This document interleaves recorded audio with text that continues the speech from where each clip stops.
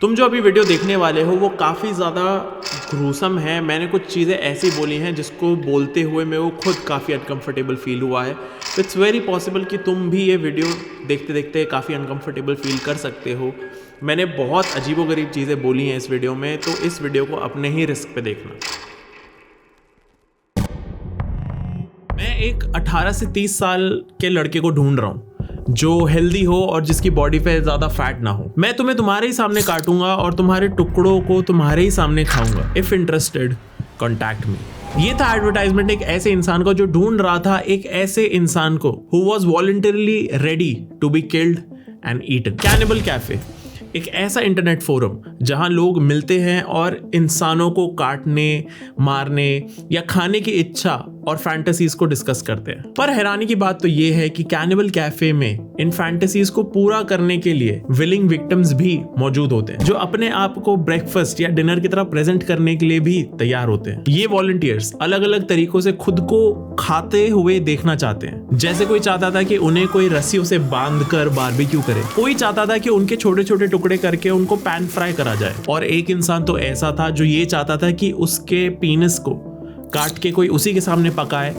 उस विक्टिम को भी खिलाए, और जिस इंसान ने वो बॉडी पार्ट काटा है वो भी खुद विक्टिम के सामने ही उसे खाए। ऐसी फैंटेसीज रखने वाले लोग कैनिबल कैफे पे मिलते थे। ये एडवर्टाइजमेंट जो हमने वीडियो के स्टार्ट में देखी थी वो कोई रैंडम फैंटेसी नहीं है। ये लिखने वाला एक इंसान था जिसके अंदर ये हंगर बचपन से ही पल रही थी। उम्र के 10 साल से ही वो दूसरे इंसानों को खाकर इंटीमेट फील करना चाहता था। ये एडवर्टाइजमेंट थी जर्मनी के आर्मिन म्यूविस की। सोचने वाली बात है कि एक नॉर्मल इंसान तो ऐसी एड नहीं लिख सकता। तो सवाल ये आता है कि कौन सी कहानी थी आर्मिन के पीछे? क्या चाइल्डहुड के ट्रॉमा और जख्मों ने उसको यहाँ तक धकेला था या फिर वो पहले से ही ऐसा था? आज हम इस वीडियो में देखेंगे एक ऐसा केस जहां इंसान की लोनलीनेस, उसके डिस्टर्ब दिमाग के अंधेरे और उसके बचपन के ट्रॉमास उस इंसान को एक ऐसी जगह ले गए जहां पे उसने दूसरे इंसान को खाकर अपने अंदर हमेशा के लिए जिंदा रखने की कोशिश करी। ये कहानी है आर्मिन म्यूविस की।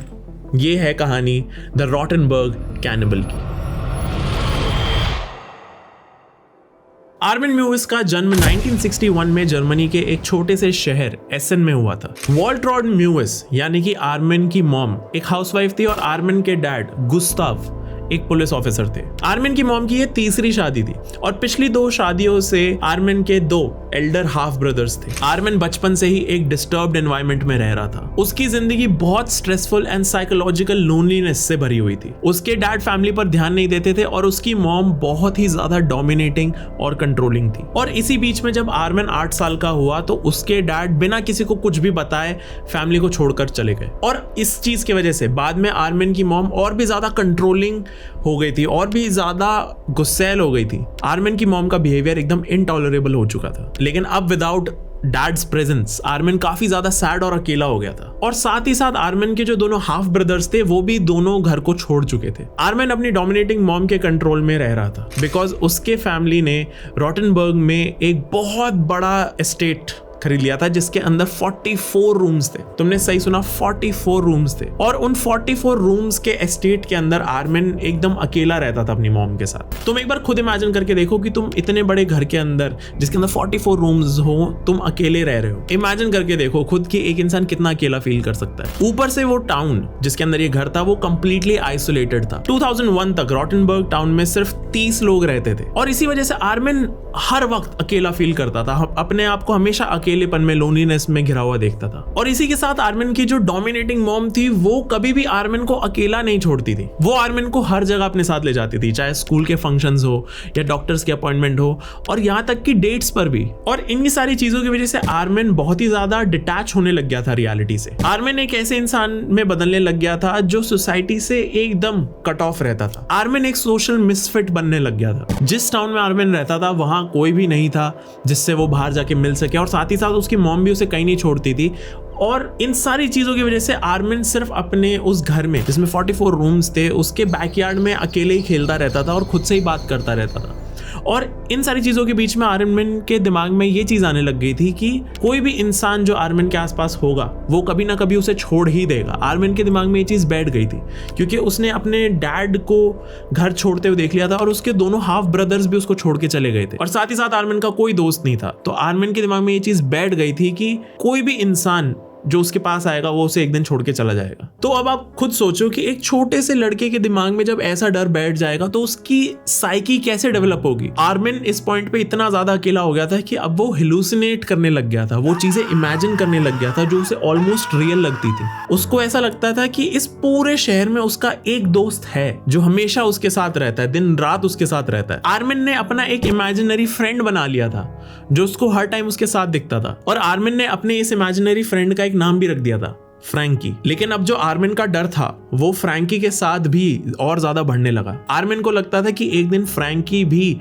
उसे छोड़कर चला जाएगा और फिर से आर्मिन हमेशा के लिए अकेला हो जाएगा। और इसी इमेजिनरी फ्रेंड के साथ रहते रहते आर्मिन के दिमाग में एक बहुत ही डिस्टर्बिंग थियरी डेवलप होने लग गई और वो थियरी ये थी कि अगर आर्मिन अपने इस बेस्ट फ्रेंड को, इमेजिनरी बेस्ट फ्रेंड को, फ्रैंकी को खा ले तो वो हमेशा उसके अंदर ही रहेगा और फिर फ्रैंकी कभी भी आर्मिन को छोड़ के नहीं जा पाएगा। और इसी वजह से आर्मिन के अंदर ये थॉट आ गया था कि अगर उसे किसी भी इंसान को हमेशा के लिए नहीं खोना है तो उसे उस इंसान को खाना होगा। और यहीं से कैनिबलिज्म की फेटिश आर्मिन के अंदर बढ़ने लग गई थी। समय के साथ साथ आर्मिन की ये फैंटेसी और ये ऑब्सेशन और भी ज्यादा बढ़ने लग गया। वो अक्सर पिग्स वाले स्लॉटर हाउस जाता था और वहाँ पे जो हुक्स होते हैं जिसके अंदर पिग्स की बॉडीज लटकी हुई होती है वो वहाँ पे इंसानों को इमेजिन करता था। आर्मिन अपने रूम में अकेले बैठे बैठे अपनी डायरी में अपनी फैंटेसीज को, अपने ऑब्सेशन को और अपने इस कैनिबलिज्म के ड्रीम को लिखता था और ड्रॉ आउट करता था। आर्मिन अपने इमेजिनरी दोस्त के बॉडी पार्ट्स को कटा हुआ एक प्लेट में रखा हुआ ड्रॉ करता था अपनी डायरी में और वो उस डायरी में जब प्लेट के अंदर कटे हुए बॉडी पार्ट्स को ड्रॉ करता था तो वो उनको प्रॉपरली सजाता था। उसका ऑब्सेशन इतना ज्यादा बढ़ गया था। ये सब आर्मिन के अंदर चल रहे ड्रीम्स और डिजायर्स थे, ये आर्मिन के अंदर रहने वाला ऑब्सेशन था। लेकिन बाहर से आर्मिन एकदम नॉर्मल दिखता था, इतना नॉर्मल कि 1981 में जब वो 20 साल का हुआ तो उसे एक कॉन्ट्रैक्चुअल सोल्जर की तरह हायर किया गया और वो 1993 तक, यानी जब तक कि वो 32 इयर्स का नहीं हो चुका था, तब तक उसने जर्मन आर्मी में सर्व किया था। लेकिन जब वो जर्मन आर्मी में सर्व कर रहा था तो उसका जो स्टेशन था जहाँ पे वो पोस्टेड था वो उसके घर के काफी करीब था, तो वो काम के बीच बीच में अपने घर आ जाया करता था। इस पूरे मिलिट्री टर्म में आर्मिन यूनिफॉर्म में एक डिसिप्लिन्ड और एक ट्रस्टवर्दी आदमी लगता था। इनफैक्ट उसके सबऑर्डिनेट्स को कभी शक भी नहीं हुआ कि आर्मिन एक ऐसा इंसान है जो दिमाग में इतने खतरनाक थॉट्स लेके चल रहा है। लेकिन बढ़ती उम्र के साथ आर्मिन की सेक्सुअल अर्जेस भी बहुत ज्यादा बढ़ने लग गई। लेकिन जैसे मैंने आपको बताया था कि वो अपनी मॉम के साथ ही पूरा टाइम रहता था, उसकी मॉम उसे छोड़ती नहीं थी, तो इसी वजह से लड़कियां तो छोड़ो, आर्मिन किसी लड़के से भी ज्यादा इंटरेक्ट नहीं करता था। और इसी वजह से आर्मिन अपने इमेजिनरी फ्रेंड फ्रैंकी के साथ अपने सारे सेक्सुअल डिजायर्स शेयर करता था और ये सोचने लगता था कि फ्रैंकी को हमेशा अपने साथ रखने के लिए उसे फ्रैंकी को खाना ही होगा ताकि आर्मिन की बॉडी जो है वो फ्रैंकी को एब्जॉर्ब कर ले। जब हम किसी से क्लोज फील करना चाहते हैं तो हम सोचते हैं कि let's hang out, have some quality time. लेकिन आर्मिन का इंटीमेसी की डेफिनेशन और इंटीमेसी का कॉन्सेप्ट एकदम अलग था। आर्मिन के दिमाग में हर वक्त यही चलता था कि क्लोज इंटीमेसी फील करने के लिए उसे अपने फ्रेंड का पेट फाड़ कर, उसके सारे ऑर्गन्स निकाल कर, उसकी बॉडी को स्लॉटर हाउस में लटका कर ही वो उस फ्रेंड से क्लोज फील कर सकता है। आर्मिन का दिमाग पूरे टाइम ऐसे चलता रहता था। आर्मिन को नॉर्मल कनेक्शन का मतलब ही नहीं पता था। जब आर्मिन स्कूल में था तो उसे एक लड़का बिल्कुल फ्रैंकी जैसा लगता था और आर्मिन उस लड़के से उसका एक बॉडी पार्ट मांगना चाहता था। आई नो ये सुनने में ही काफी डिस्टर्बिंग है बट दिस इज ट्रू। लेकिन आर्मिन काफी ज्यादा डरता था ये सवाल पूछने से बिकॉज ऑब्वियसली ये नॉर्मल सवाल नहीं है और इसी वजह से आर्मिन ने ऐसा कभी भी कुछ नहीं पूछा उस लड़के से। और बाद में जाके मिलिट्री ज्वाइन करने के बाद तो आर्मिन का सेल्फ कंट्रोल और ज्यादा बेटर हो गया और ऐसा भी नहीं था कि आर्मिन की लाइफ में कोई लड़की नहीं आई थी। 1981 से लेकर 1993 के बीच में आर्मिन ने एंगेजमेंट तक कर ली थी, लेकिन उसके बाद उसने डिसाइड करा कि ऐसे नहीं जी सकता वो, और उसने एंगेजमेंट से कॉल ऑफ कर दिया था। और उस एंगेजमेंट से कॉल ऑफ करने का रीजन ये था कि उस लड़की का चेहरा आर्मिन की मॉम से बहुत ज्यादा मिलता था, और जो बाकी 2 लड़कियां थी जिनसे आर्मिन मिला था उन दोनों ने आर्मिन को इसलिए छोड़ दिया था क्योंकि आर्मिन का इंटरेस्ट दोनों जेंडर्स में था। अपना मिलिट्री टर्म खत्म करने के बाद आर्मिन रॉटनबर्ग में ही एक कंप्यूटर टेक्नीशियन की तरह जॉब करने लग गया था। 1990s के टाइम पे जर्मनी में इंटरनेट पूरा बूम पे था। लोगों के लिए इंटरनेट एक नई दुनिया थी। जर्मन लोग पूरी तरीके से इंटरनेट को यूज करना सीख रहे थे और उनको मजा भी आ रहा था। कॉन्टैक्ट्स, चैट रूम्स, फोरम्स, और उन फोरम्स में से कुछ फोरम्स ऐसे थे जिनका आर्मिन बचपन से इंतजार कर रहा था, जहां पे आर्मिन अपने ही जैसे लोगों से मिल पाए, बात कर पाए। लेकिन उस टाइम पे आर्मिन की मॉम जिंदा थी, और इसी वजह से जब तक आर्मिन की मॉम जिंदा थी आर्मिन को ऐसे फोरम्स पे जाना सही नहीं लग रहा था। अंटिल 1999 साल 1999 में आर्मिन की मॉम वॉल्ट्रॉड की डेथ हो गई थी, और ये वो समय था जहां पे आर्मिन फिर से इस दुनिया में एकदम अकेला हो गया था। लेकिन एक चीज थी जो आर्मिन के अंदर बहुत जोर से फट रही थी, और वो थे आर्मिन के desires. The desire to be close with someone, हमेशा हमेशा के लिए। ना कोई दूरी, ना कोई अकेलापन, बस एक ही शरीर और उस शरीर के कटे हुए टुकड़े। आर्मिन को बस ये चाहिए था। इसी जुनून ने आर्मिन को दोबारा धकेल दिया था उस अंधेरी और वर्चुअल दुनिया की तरफ जिसका नाम था the Cannibal cafe. Cannibal cafe की तरह कई ऑनलाइन फोरम्स थे जहां लोग अपने सेक्सुअल डिजायर्स, बॉन्डेज फैंटेसीज, यहां तक कि cannibalistic fetishes openly and distinctively describe करते थे, जिससे कि एप्लीकेंट्स को कोई कंफ्यूजन ना हो। पर डिफरेंस ये था कि ज्यादातर लोग अपनी सिर्फ फैंटेसीज लिखते थे, लेकिन आर्मिन वो लिखी हुई हर चीज एक्चुअली मीन करता था। आर्मिन एक्चुअली उन सारी लिखी हुई बातों को करना चाहता था। और फिर एक दिन आर्मिन ने वो एडवर्टाइजमेंट लिखी जिसने दुनिया के होश उड़ा दिए, और इसी एडवर्टाइजमेंट ने एक बहुत ही डिस्टर्बिंग क्राइम की शुरुआत की। जून 2000 में Armin met Jorg Boos through the Cannibal Cafe. Boos के अंदर भी दूसरे इंसानों को बुचर करके उनको डिलिशियसली कुक करने की फैंटेसीज थी। आर्मिन और बूस बहुत ज्यादा बात करते थे एक दूसरे से कैनिबल चैट ग्रुप्स में, और उन्होंने तब डिसाइड करा that we should definitely meet in real life। और उन्होंने 2 सेशंस डिसाइड किए। 12 नवंबर 2000 बूस और आर्मिन पहली बार मिलते हैं, पर एक कॉमन डिजायर देख के ही उनके सेक्सुअल डिजायर्स एकदम हाई पे चले जाते हैं। Armin and bush engaged in foreplay, जहां आर्मिन ने बूस की नेकेड बॉडी पर ऑलिव ऑयल से मसाज कर he started circling the parts जो आर्मिन को एडिबल लग रहे थे। This was like a prep, जहां पे आर्मिन बूस को कुक करने की बात कर रहा था। ये ऐसा प्रेप जैसा लग रहा था। इन दोनों की पहली मीट में ही इन्होंने यही बातें की थी कि हम एक दूसरे के कौन से बॉडी पार्ट्स को काट कर खा सकते हैं, और उन्होंने ये डिस्कस करा कि कौन से बॉडी पार्ट्स ज्यादा डिलीशियस होते हैं। और बूस ने तो ये भी बोला था कि मैं नेक्स्ट मीटिंग में अपने ही और दोस्त लाऊंगा जिनको तुम टॉर्चर कर सकते हो और जिनके बॉडी पार्ट्स तुम खा सकते हो। ये चीज बूस ने खुद बोली। 19 नवंबर, अब बूस और आर्मिन की ये दूसरी मीट थी जहां द रियल एक्ट होने वाला था, वो भी आर्मिन के 44 रूम्स वाले बड़े से घर में, और उस घर के एक ऐसे रूम में जिसे आर्मिन ने प्रॉपरली एक स्लॉटर हाउस की तरह बना रखा था। बूस खुद को आर्मिन को खिलाने के लिए तो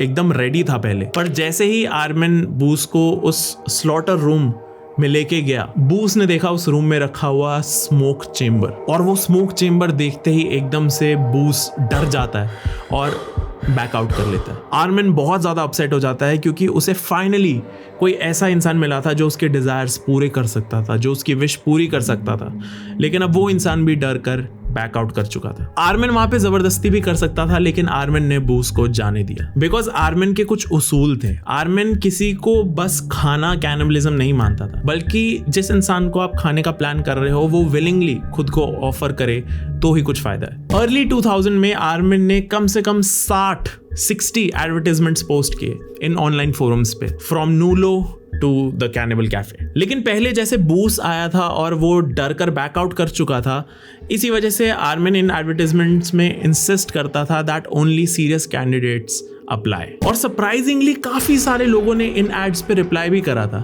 ये सारे लोग वही थे जो ये डिजायर रखते थे कि उनको कोई काट के खाए उन्हीं के सामने। किसी इंसान की ये विश होती थी कि वो ग्रिल होना चाहता है, कोई ये कहता था कि उसे क्रूसिफाई होना है, और किसी ने कहा था कि उन्हें एक इलेक्ट्रिक हीटर से इलेक्ट्रिक्यूट होना है। ऐसे ऐसे स्पेसिफिकली लोग अपने डिजायर्स लिखते थे रिप्लाई में। लेकिन जब यही सारी कॉन्वर्सेशंस रियलिटी में होती थी, जब यही सारे लोग रियल लाइफ में आर्मिन से मिलते थे और उसका स्लॉटर रूम देखते थे, तो सब के सब डर के बैक आउट कर देते थे। लेकिन फिर एक दिन एक ऐसा इंसान आया जो आर्मिन के ड्रीम्स को सच बनाने वाला था। अब जो ये इंसान था जो आर्मिन की जिंदगी में आने वाला था, वो एक ऐसा केस क्रिएट करने वाला था जिससे दुनिया को पता चलने वाला था कि इंसान के डिजायर्स और ट्रू डार्कनेस के बीच में जो थिन लाइन है वो कितनी ज्यादा डेंजरस है, कि डिस्टर्बिंग थॉट्स एक इंसान को किस हद तक ले जा सकते हैं। अब एक ऐसा केस शुरू होने वाला था जो किसी ने सोचा भी नहीं था। 5 फरवरी 2001, केटर 99 यूजर नेम से एक डायरेक्ट एंड कोल्ड रिप्लाई आता है, आई एम रेडी।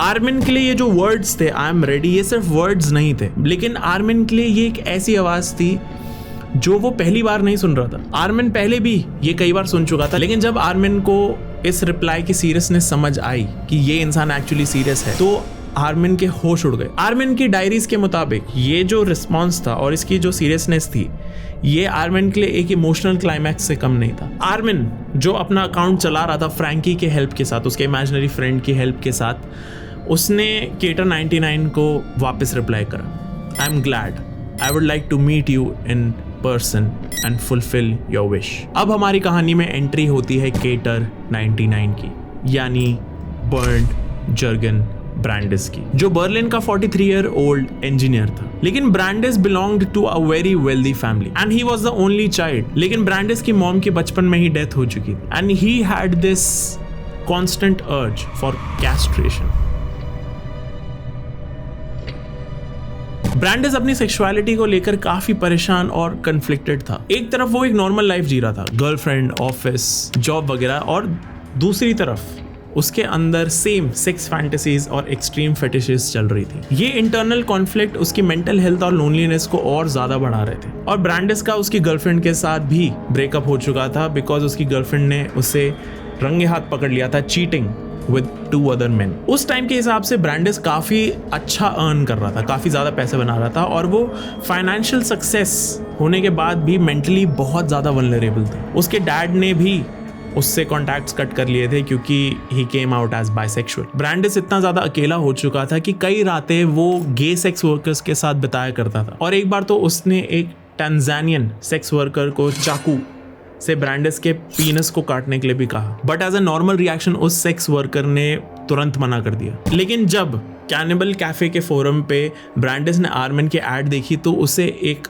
होप मिली अपने सेक्सुअलिटी के कंस्ट्रेंट्स को तोड़ने की, और फाइनली अपने पीनस से दूर होने की और कैस्ट्रेशन करने की। ड्रग्स, अल्कोहल, सेल्फ हार्म, ये सब उसके लिए एक रूटीन बन चुका था। और सबसे डिस्टर्बिंग चीज थी उसके अंदर डेवलप हो रहा ऑब्सेशन मरने का, लेकिन किसी और के हाथों से मरने का। और सिर्फ मरने का ही नहीं, बल्कि अपनी बॉडी को किसी और के लिए सरेंडर करने का। ये आर्मिन के लिए एक अल्टीमेट कंट्रोल और इंटीमेसी की फैंटेसी थी। रियल लाइफ में मिलने से पहले, एक ऑफलाइन मीट से पहले, ब्रांडिस और आर्मिन 3-4 महीने तक ऑनलाइन प्रेप करते रहे, जहां ब्रांडिस अपनी loneliness, sexual confusion, death fish, अपनी फैंटेसीज ऑफ पीनस म्यूटिलेशन और कैनिबलिज्म ऑब्सेशन के बारे में आर्मिन से चैट करता था। ब्रांडिस आर्मिन को हर एक डिटेल बता रहा था और आर्मिन इन सब डिटेल्स को नोट कर रहा था। वो ब्रांडिस की बताई हुई सारी बातों को परफेक्टली नोट डाउन कर रहा था, जैसे वो एक रिचुअल की प्लानिंग कर रहा हो। और धीरे धीरे करके ब्रांडिस और आर्मिन ने अपनी फैंटेसीज को सेक्सुअल और इमोशनल बॉन्ड में कन्वर्ट कर दिया। आर्मिन के लिए ब्रांडिस एक लिविंग फुलफिलमेंट था, एक ऐसा इंसान जो उसके कैनिबलिस्टिक फैंटेसीज को रियलिटी में कन्वर्ट कर सकता। और ब्रांडिस के लिए आर्मिन एक इमोशनल और सेक्सुअल एंकर था, जैसे कि फाइनली किसी ने उसकी डेथ के डिजायर्स को समझ लिया हो। और अब फाइनली वो शाम आ चुकी थी जिसके लिए आर्मिन सालों से इंतजार कर रहा था। 9 मार्च 2001 की शाम, Armin Meiwes and Bernd Brandes station पर मिलते हैं। आर्मिन ने सोचा था कि पहले कुछ दिन वो साथ रहेंगे, एक दूसरे को समझेंगे, एक बॉन्ड डेवलप करेंगे, लेकिन ब्रैंडन ने इंसिस्ट किया कि आज ही स्लॉटर होना चाहिए। ब्रैंडिस की रिक्वेस्ट पे दोनों आर्मिन के घर चले गए, जहां वो एक मैट्रेस पे घंटों तक कडल करते रहे और फिजिकली इतने क्लोज आ चुके थे कि दे इंटरलॉक्ड। उस मोमेंट पे वो दोनों अपने इमोशनल और सेक्सुअल बॉन्डिंग को और ज्यादा गहरा कर रहे थे, लेकिन ब्रैंडिस के लिए कैस्ट्रेशन बहुत ज्यादा जरूरी था और आर्मिन के लिए कैस्ट्रेटेड पीनस को खाना, टू फील द इंटीमेसी। मेरे को ये सब बोलते हुए भी बहुत अजीब फील हो रहा है। आई डोंट नो कि तुम्हें सुनते हुए कैसा फील हो रहा होगा। आर्मिन के लिए ये सब कुछ इंटीमेसी थी, इसलिए मिडनाइट के आसपास वो वीडियो कैमरा ऑन करता है ताकि ब्रैंडिस अपने कैस्ट्रेशन को अपनी आंखों से देख सके। स्लॉटर रूम में आर्मिन ने 6 नाइफ्स, एक हैचेट और एक मीट ग्राइंडर रखा हुआ था और साथ ही साथ step by step human butchering guide download करके आर्मिन ने ट्रांसलेट भी कर रखी थी। इवन दो ब्रैंडिस उसके कैनिबलिज्म का पहला शिकार होने वाला था, लेकिन फिर भी आर्मिन का स्लॉटर रूम बिल्कुल एक पिग स्लॉटर रूम की तरह ही था। ब्रैंडिस अब जमीन पर नेकेड और टांगे खोल के लेटा हुआ था। उसकी एक ही विश थी, somebody to bite off his penis।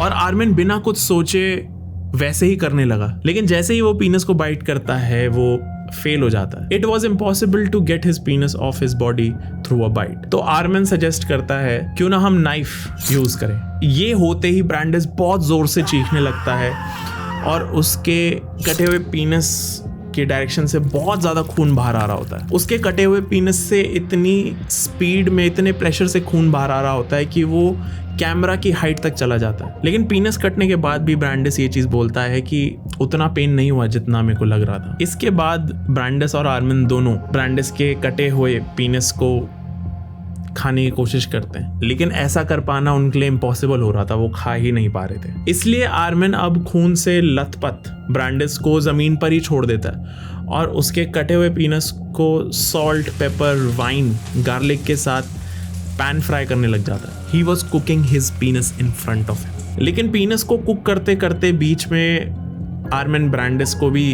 देखने जा रहा था, उसको संभालने जा रहा था, और इसी वजह से हाई फ्लेम की वजह से जो पीनस था इट गॉट बर्न्ड। और इसके बाद दोनों आर्मिन और ब्रैंडिस दोनों उस पीनस को खाने की कोशिश करते हैं, लेकिन वो इतना जला हुआ होता है दे स्पिट इट आउट। और इसके बाद आर्मिन उस कटे हुए पीनस को चॉप करके अपने कुत्ते को खिला देता है। अब दोनों ही डिसअपॉइंट हो चुके थे क्योंकि जो उनको टेस्ट करना था, खाना था, वो हो ही नहीं पाया। लेकिन इस डिसअपॉइंटमेंट के बाद ब्रैंडिस ने आर्मिन से कहा, अगर मैं मॉर्निंग तक होल्ड आउट करूं तो तुम मेरे बॉल्स के साथ ब्रेकफास्ट कर सकते हो। एक बॉल तुम खाना और एक ball. I cannot believe this. I cannot believe this, but this is true. ये असली केस है, ये असली केस है। This happened. तुम समझ रहे हो लोग कितने messed up हो सकते हैं, वो ऐसी ऐसी चीजें करने के लिए तैयार है। ये इतना ट्विस्टेड फॉर्म ऑफ लव, या फिर हम कह सकते हैं इतनी ट्विस्टेड फॉर्म ऑफ फेटिश थी कि ये इसको मानना ही इम्पॉसिबल है एक तरीके से। ब्रैंडिस का काफी ज्यादा ब्लड लॉस हो चुका था, लेकिन इसके साथ साथ जो वीडियो कैमरा में रिकॉर्डिंग चल रही थी वो अभी भी ऑन थी। वो कैमरा सब कुछ रिकॉर्ड कर रहा था। इसके बाद ब्रैंडिस को उठाकर आर्मिन बाथटब में लिटा देता है, जिससे कि जो चीजें आगे आर्मिन करने वाला था वो आर्मिन के लिए थोड़ी ज्यादा मैनेजेबल हो जाए। आर्मिन ब्रैंडिस को बाथटब में छोड़कर बुक पढ़ने चला जाता है। अराउंड रात के 3-4 बजे जब आर्मिन वापस ब्रैंडिस को चेक करने जाता है तो वो देखता है कि Brandes was struggling to get up, क्योंकि ये पूरे कैस्ट्रेशन के प्रोसेस से पहले ब्रैंडिस ने काफी सारी स्लीपिंग पिल्स और कफ सिरप पिया था, जिससे कि वो ज्यादा से ज्यादा पेन एंड्योर कर सके। लेकिन अब ब्लड लॉस भी हो चुका था और इंटॉक्सिकेशन की वजह से ब्रैंडिस खुद को संभाल ही नहीं पा रहा था। ब्रैंडिस ने एक बार खड़े होने की कोशिश भी करी, लेकिन वो खड़ा नहीं हो पाया और वो बहुत ही जोर से बाथटब के अंदर ही कोलैप्स कर गया। और तभी आर्मिन को फाइनली लगता है कि ब्रैंडिस मर चुका है। तब वो ब्रैंडिस के हाथ पैर को रस्सियों से टेबल पर बांध देता है और अपने 6 नाइफ्स में से एक किचन नाइफ निकालता है और ब्रैंडिस की बॉडी में उसके गले पर 4 बार स्टैब करता है। और हर एक स्टैब के साथ जो आर्मिन के अंदर वो लोनली छोटा बच्चा था वो खुश हो रहा था, जैसे कि उसकी सालों की विश पूरी हो रही है उसके सामने। आर्मिन प्रिसिजन नाइफ से धीरे धीरे ब्रांडिस की उंगलियां, अंगूठे, बॉल्स को काटकर अलग कर देता है। फिर अपने शार्प हैचेट से उसके सर को बेरहमी से बॉडी से अलग कर देता है। लेकिन आर्मिन यही नहीं रुकने वाला था। अब वो अपने स्लॉटर रूम में रखे हुए हर एक टूल को यूज करने वाला था। वो मीट हुक लेता है और हुक को ब्रांडिस की स्किन को चीरते हुए निकालता है और उसकी बॉडी को उल्टा लटका देता है। अब वो ब्रांडिस की बॉडी को किसी भी एनिमल की तरह इंटरनली साफ करने के लिए उसके सारे इंटरनल ऑर्गन्स जैसे लिवर, किडनी, इंटेस्टाइन सबको निकाल कर साइड कर देता है। अब ब्रांडिस की सिर्फ एक्सटर्नल बॉडी बची हुई थी जिसको आर्मिन ने हॉट वाटर से क्लीन कर दिया था। और अब आर्मिन एक बार फिर से अपने हैचेट को निकालता है और जोर जोर से स्ट्राइक करके ब्रांडिस की बॉडी के 2 टुकड़े कर देता है, 2 हाफ्स में डिवाइड कर देता है। ब्रांडिस की बॉडी अब आर्मिन का लाइफ स्टॉक बनने वाली थी। वो उसकी बॉडी के कई सारे टुकड़े करता है, कोई छोटे तो कोई बड़े, और फिर उन्हें प्लास्टिक बैग्स में भरकर एक्सट्रीम फ्रीजिंग टेम्परेचर में फ्रीजर में रख देता है। उन सारे प्लास्टिक बैग्स को वो पिज्जा बॉक्सेस से कवर कर देता है जिससे कि अगर कोई देखे तो उसे लगे कि इसमें पिज्जा ही स्टोर्ड है। आर्मिन ब्रांडिस की सारी बोन्स को और उसके हेड को प्रॉपरली अपने गार्डन में दफन कर देता है, उसी गार्डन में जहाँ पे बचपन में अकेले आर्मिन खुद से बात करा करता था। और ये सारी चीजें करने के बाद आर्मिन फाइनली चैन की सांस लेता है। इन सब के बाद आर्मिन बहुत ज्यादा खुश था क्योंकि अब वो अपने लाइफ टाइम का बेस्ट डिनर करने वाला था। ब्रांडिस की बॉडी की चॉपिंग करने के बाद आर्मिन एक पीस को निकालता है फ्रीजर में से और उसे पेपर एंड गार्लिक के साथ पैन फ्राई कर देता है। वो इसे अपनी फेवरेट वाइन के साथ कंज्यूम करता है। और इतना ही नहीं, वो ह्यूमन फ्लैश को similar to pork but a little harder and bitter describe करता है। But overall for him human flesh tasted too good. Brandes की बॉडी को कंज्यूम करने के बाद आर्मिन ने एक सेक्सुअल प्लेजर फील किया था। रिपोर्ट्स के मुताबिक वो फर्स्ट ह्यूमन फ्लैश खाने के बाद इतना ज्यादा अराउज था that he started ejaculating. Armin Brandes की कटे हुए बॉडी पार्ट्स से सेक्सुअल ग्रेटिफिकेशन भी ले रहा था। आर्मिन ने 2001 से 2002 के बीच में काफी सारे वॉलंटियर्स से बात करी थी और वो काफी सारे वॉलंटियर्स से मिला था, जहाँ पे काफी सारे वॉलंटियर्स को वो अपने घर भी लेके गया था और काफी वॉलंटियर्स के घर पे भी गया था। वहाँ पे वो उनसे अलग अलग चीजें डिस्कस करता था कि कैसे वो उनको मीट हुक पे उल्टा लटकाना चाहता है, वो भी जिंदा, एंड साथ ही साथ वो कैसे उनमें पिन्स और नीडल्स चुभाना चाहता है। ऐसी उसने कई सारी बातें करी थी। लेकिन हर बार कोई भी इंसान आर्मिन के स्लॉटर रूम में आता था तो वो डर के बैकआउट कर देता था। लेकिन फाइनली आगे जाके आर्मिन को मिला ब्रांडिस, और जब आर्मिन ने ब्रांडिस को मार दिया और उसके पूरे मीट को उसने फ्रीजर में रख दिया, तो आर्मिन ने अगले 10 महीने तक जो 20 kgs ऑफ मीट था, जो ब्रांडिस का मीट था, उसको खाया था अगले 10 महीने तक। और इन 10 महीने के बीच में ही पुलिस को एक टिप मिली कि एक इंसान है जो ऐसा कुछ कर रहा है। एक्चुअली ये जो टिप मिली थी पुलिस को, ये किसी ऐसे इंसान से मिली थी जो उन्हीं फोरम्स पे जा रहा था जहां पे आर्मिन ने एड्स पोस्ट करी। 10 दिसंबर 2002 पुलिस अब फाइनली आर्मिन को ट्रैक डाउन करती है, और जैसे ही पुलिस उसके घर में कदम रखती है, उन्हें एक स्ट्रेंज, स्ट्रॉन्ग, मेटालिक और ब्लड की मिक्स्ड स्मेल आती है। पुलिस उस घर की स्मेल को फील करते करते आगे बढ़ती है और आर्मिन सरप्राइजिंगली काफी काम होता है उस टाइम पे। आर्मिन अपने सारे 44 रूम्स दिखाता है और उन रूम्स को सर्च करते करते वो फाइनली उस स्लॉटर रूम में पहुंचते हैं, जहाँ पे पुलिस देखती है कि मीट हुक्स हैं और सारे अलग अलग साइजेस के नाइफ्स हैं।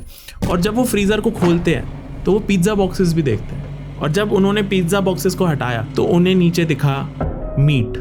लेकिन पुलिस को ये नहीं पता था कि ये ह्यूमन मीट है। जब पुलिस आर्मिन से पूछती है कि ये क्या है, तो आर्मिन सीधा बोल देता है कि ये मीट है, किसी एनिमल का मीट है। लेकिन उसी पुलिस टीम में से एक औरत होती है जो बोलती है कि I have a home, I cook for my children and my family, I know कि मीट ऐसा नहीं होता। उस फीमेल पुलिस ऑफिसर को देखते ही पता चल गया था कि ये एनिमल मीट तो नहीं है, और वहीं पे पुलिस को शक आने लगा। और तुरंत उसके बाद पुलिस ने उन पैकेजेस को उठा के फॉरेंसिक टेस्टिंग के लिए भेज दिया, और वहां पे कंफर्म हुआ कि ये ह्यूमन मीट है। साथ ही साथ पुलिस ने जब रूम को सर्च करा तो उन्हें वो कैमरा भी मिला जिसके अंदर सारी रिकॉर्डिंग थी। लेकिन जब पुलिस ने वो रिकॉर्डिंग देखी तो पुलिस के होश उड़ गए।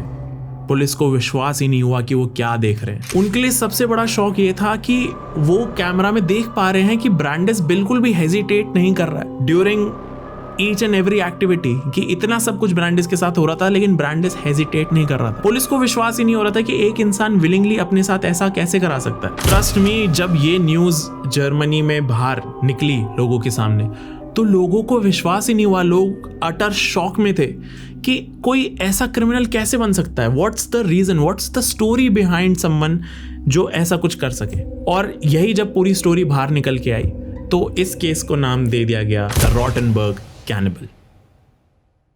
तुम यहाँ पे ये देख सकते हो कि हमारी दुनिया में इंटरनेट पे भी कितने खतरनाक और अजीबोगरीब लोग हो सकते हैं। पुलिस का दिमाग खराब हो गया था जब उन्होंने वो 4 घंटे की फुटेज देखी जहां पे ब्रांडिस के साथ इतना कुछ हो रहा था और ब्रांडिस ने एक भी बार स्टॉप नहीं बोला। आगे चल के कोर्ट में काफी सारी सुनवाई हुई, सारे एविडेंस को देखा गया और 2004 में कोर्ट ने आर्मिन को मैनस्लॉटर के चार्जेस पे 8 साल और 6 महीने की सजा दी। और ये जो 8-8.5 साल की जेल थी, इसके बीच में जो ब्रांडिस की बोन्स थी जो गार्डन में गाड़ी गई थी, उनको निकाला गया और जो ब्रांडिस का बॉयफ्रेंड था उसको भेजा गया। और इन्हीं बोन्स के साथ एक लेटर भी भेजा गया जो आर्मिन ने ही लिखा था। और आर्मिन ने पता है क्या लिखा था कि ये ब्रांडिस के लिए एक ब्यूटीफुल डेथ थी, एक ऐसी डेथ जो ब्रांडिस सालों से अपने लिए चाहता था, सालों से अपने लिए इमेजिन कर रहा था। जो मैंने अभी बोला कि उसको 8.5 साल की जेल हुई, ये सुन के तुम्हें लगा होगा कि ये सजा तो बहुत कम है, और यही लगा कोर्ट को। तो कोर्ट ने सोचा कि एक बार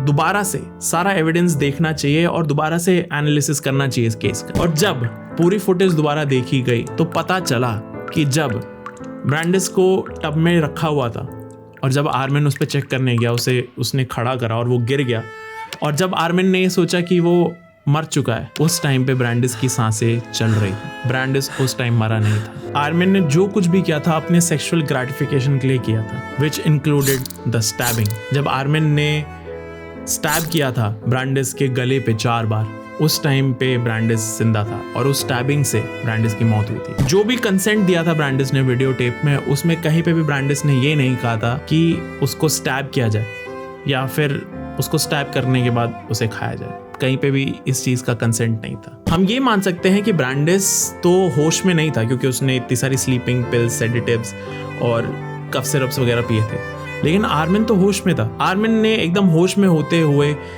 ब्रांडिस का मर्डर किया था और ये चीज बाद में डिस्कवर हुई जब एविडेंस को वापस देखा गया। ये बात जब बाहर निकल के आई तो वापस से इस केस को शुरू करा गया और इस बार आर्मिन को लाइफ इम्प्रिजनमेंट की सजा दी गई। ये केस जब खत्म हुआ तो ये बहुत पॉपुलर हो चुका था, इस पे बहुत सारी बुक्स लिखी हुई हैं, बहुत सारी मूवीज हैं, और जो आर्मिन का 44 रूम वाला एस्टेट था वो आज की डेट में भी एक टूरिस्ट अट्रैक्शन है।